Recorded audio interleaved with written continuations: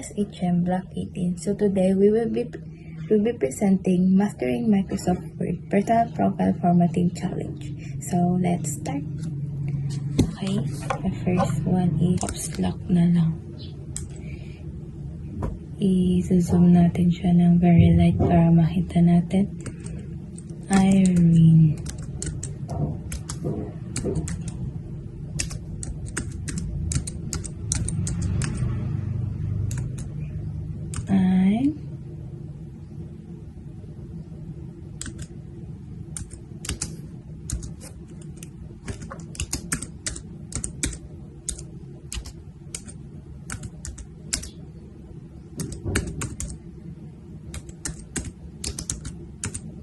And then, so, para sa mga shortcut lang to.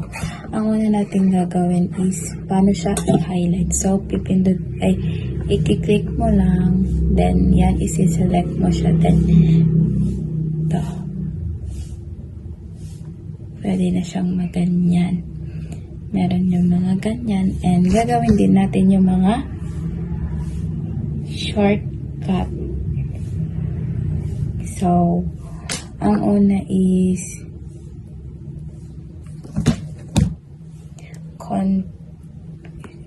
natin to, control, tas yan, plus E, control, so pwede yan, control plus F. Yan, pwede na siyang maglagay natin. Yan. Then, pwede din control.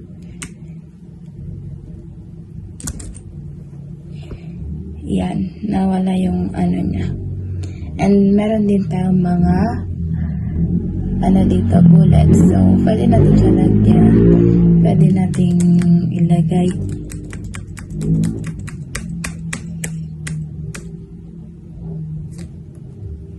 Age, then sa baba magkakaroon ulit siya ng bullets, tas ilagay mo gender, pwede yan guys, tas pwede din yung address. So yan, pero din yung iba't ibang mga alignment, pwede mo siyang ipagit ito.